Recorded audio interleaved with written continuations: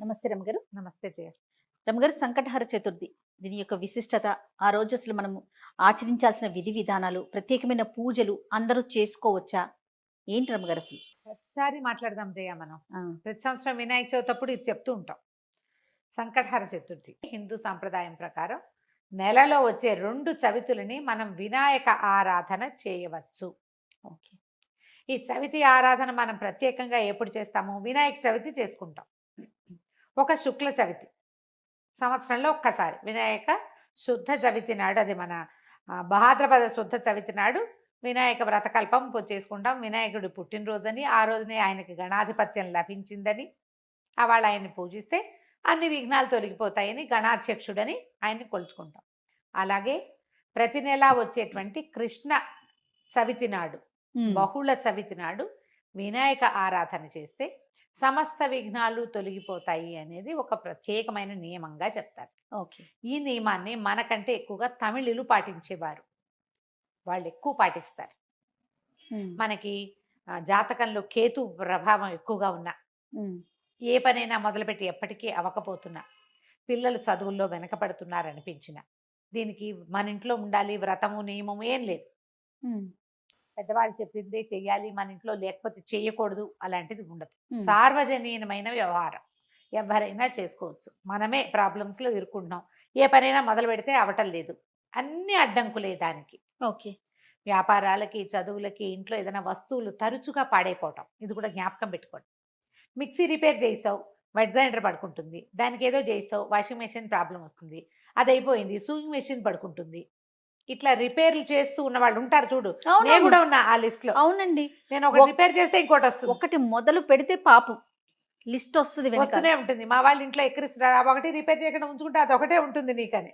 అట్లా ఒకటి ఒకటి ఒకటి వస్తుంది. ఏమీ లేవనుకో, మెళ్ళ పెట్టుకుంటే నల్ల పసలు కొలిసేనే టిక్కని విరుగుతుంది, ఆ పస విరిగిపోతుంది. నిజంగా నిజం రమ్మ గారు. చెవిదుద్దులు సీలలు విరిగిపోతాయి.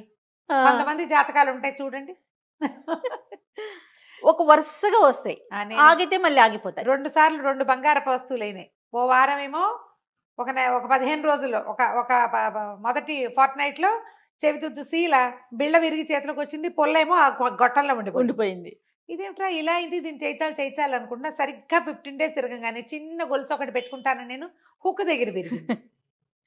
దాన్ని రిపేర్ చేయించా, చెవిది ఈ గొలుసు విరిగింది. గొలుసు ఇంకా రిపేర్ చేయించలేదు, ఉంచారు. మళ్ళీ ఇంకోటి వస్తుందని. నెక్లెస్ లో అవి లింకులు ఊడిపోతే ఏం చేస్తాను, అలా అనిపిస్తుంది నాకు. ఇలాంటి వాళ్ళు వీళ్ళందరూ సంకటహర చతుర్థి చేసుకోవచ్చు. సంకటహర చతుర్థి చేసుకుంటే బిజినెస్లో ఇబ్బందులు, చదువుల్లో ఇబ్బందులు, చిన్న చిన్న ప్రమాదాలు, ఇళ్లలో ఏ పని అనుకున్నా అవకపోటాలు, వీటన్నిటికీ సమాధానంగా ఉంటుంది.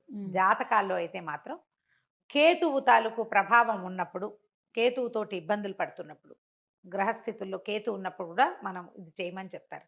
ఏదైనా ఇంటి ప్రయత్నం చేస్తున్నప్పుడు ఆగిపోతుంది, అప్పుడు కొన్ని వారాలు మొక్కుకుని మనం కొన్ని నెలల పాటు చవితులు చేసుకోవచ్చు. ఈ చవితి చేసుకోవడానికి పెద్ద విశేషమైన చేత ఏమీ లేదు, సింపుల్ వినాయక పూజే. దీనికల్లా పగలు ఉపవాసం, చుక్కలు కనపడ్డాక భోజనం.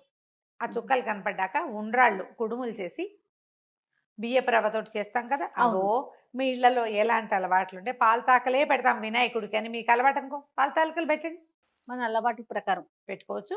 కుడుములో ఉండ్రాళ్ళు ఆయనకి నివేదన చేసి నమస్కారం చేసుకుని చంద్రుని చూసి అన్నం తినేసేయచ్చు. పగలు ఉపవాసం ఉండే సంకష్టి అంటారు. మహారాష్ట్రియన్స్, కన్నడిగులు బాగా ఎక్కువ ఉంటారు. మన వైపు తక్కువ, కానీ మన వైపు ఇప్పుడు కనపడుతున్నారు బాగా. నాకు కూడా అలవాటు ఉంది, నేను చేస్తాం.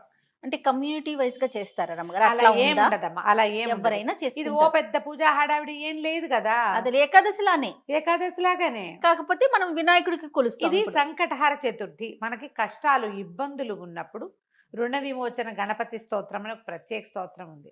ప్రణమ్య శిరసాదేవం గౌరీపుత్రం వినాయకం, ఇలా స్టార్ట్ అవుతుంది.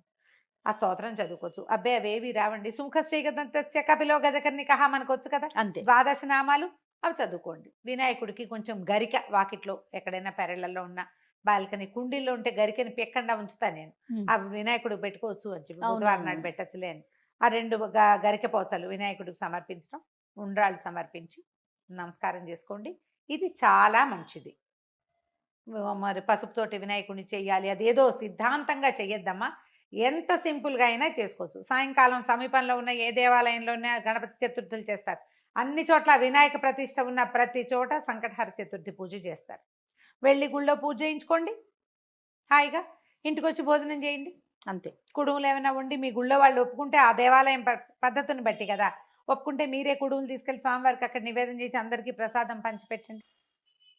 వినాయకుడికి వచ్చిన బెల్లం ముక్క నివేదన పెట్టడం ఒక అలవాటుగా చేసుకోండి. మనకి ఇలాంటి సమస్యలు ఉంటే కనుక తప్పకుండా కొంచెం బెల్లం నివేదన పెట్టడం, వినాయకుడి కోసం ఒక దీపారాధన చేయటం, దీపం పెట్టుకోవటం, దీపం పెట్టగానే వినాయకుడికి సంబంధించిన శ్లోకం చదువుకోవటం, ఓ బెల్లం ముక్క ఖచ్చితంగా, నువ్వు పళ్ళు పెట్టు పాలు పెట్టు అవి ఏమైనా పెట్టుకో, వినాయకుడికి బెల్లం ముక్క పెట్టాలి. ఇలా నివేదన పెడితే మనకి చాలా సమస్యలు తీరుతాయి. ఇప్పుడు నవంబర్ 1 వచ్చినట్టుంది, అవునండి. అంతేనా? అవును. ఆ ప్రతి నెల చూసుకోండి, క్యాలెండర్లో ఉంటుంది. మీరు ఈజీ మెథడ్ ఏంటి, క్యాలెండర్లో నోట్ చేసి పెట్టుకోండి. ఇందులో మళ్ళీ ఒక స్పెషల్ ఉంది. మంగళవారాలు గనక ఈ చతుర్థి వస్తే చాలా విశేషం. అంగారక చతుర్థి అంటారు దాన్ని. అది చాలా విశేషమైంది. అది ఎక్కువ సమస్యలు తీరుస్తుంది, ఇంకా ప్రాబ్లమ్స్ తీరుస్తుంది. దీనివల్ల బ్రహ్మాండం బద్దలైపోయి వారికి ఏదో వస్తుందని కాదు, కొన్ని జాతకపరమైన సమస్యలు తీరుతాయి. ఏ పనులు కానప్పుడు మనకు ఒక శాంతిగా ఉంటే మనం ఈ పని చికాకు చేస్తే తగ్గినా చాలు కదా చాలు. అమ్మగారు. చికాకు ఏదో తగ్గినా వచ్చి మీద పడక్కర్లేదు. జస్ట్ మనకు ఉన్న ఆ చికాకు, ఆ బాధ, మనసు శాంతిగా ఉంటే అదే చాలు. అదే చాలు, అంతకంటే ఇంకేం ఆటోమేటిక్ గా అక్కర్లేదు. సమస్యలు పరిష్కారం అవుతాయి. అవును, అలా చేసుకోవచ్చు. మంగళవారం చతుర్థి వచ్చిందనుకో ఇంకా కంఫర్టబుల్గా ఉంటుంది. ఒక 40 చేయొచ్చు, ఇవి 40 చేయొచ్చు, 21 చేయొచ్చు, 5 నేను 7 లెక్క పెట్టుకుని కూడా చేస్తా జయ. ప్రతి నెల సంకటహర చతుర్థి నాడు పొద్దున్నే మా అక్కయ్య నేను ఒకళ్ళు గుర్తు చేసుకుంటాం ఇవాళ చతుర్థి అని. ఓకే.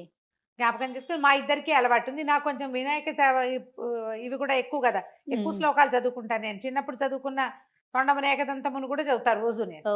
నాకు అది అలవాటు. అలవాటు. ఎవరి అలవాట్లు వాళ్ళవి కదా, మీరు అలవాటు చేసుకోండి. ఏదైనా ఇలాంటి సమస్యలు ఉన్నప్పుడు ఇట్లా చేసుకోవచ్చు. ఇది కొన్నాళ్ళు చేసి మానేయచ్చా లాంటి ప్రశ్నలు వస్తాయి ఎంతసేపు.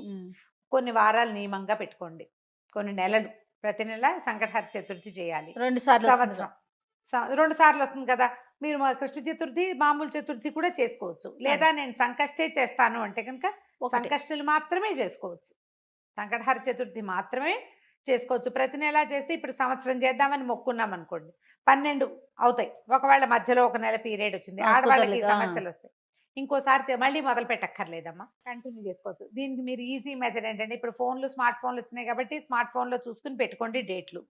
నేనైతే క్యాలెండర్లో రౌండ్ ఆఫ్ చేసి పెట్టుకుంటా ఇవాళ చతుర్థి అని. వాళ్ళు కూడా ఎర్ర వినాయకుడు బొమ్మ వేస్తుంటారు, అక్కడ వినాయకుడి బొమ్మ కనపడుతుంది, టీటీడీ వాళ్ళ దాంట్లో కనిపిస్తూ ఉంటుంది. సో గుర్తుపెట్టుకుని ఆ రోజున మీరు చేయవలసింది ఏంటి, వినాయకుడికి సంబంధించిన స్తోత్రం చదువుకోవటం, 2 గరిక పోచలు తెచ్చి వినాయకుడికి సమర్పించడం, కొంచెం కుడుములో ఏవైనా నివేదన చేయటం, పగలు ఉపవసించి చంద్రుడు కనపడ్డాక దండం పెట్టుకుని భోజనం చేయటం చేసి చూడండి. మీకు చాలా ఇబ్బందులు తొలుగుతాయి. పెద్ద విశేషంగా ఏదో మాత్రం కాదు, మంచిది. మీకు ప్రధానమైనది ఏంటంటే ఇబ్బందులు తొలుగుతున్నట్టు కనపడుతుంది కనీసం. అది రైట్ అమ్మగారు. నమస్తే. నమస్తే జీ.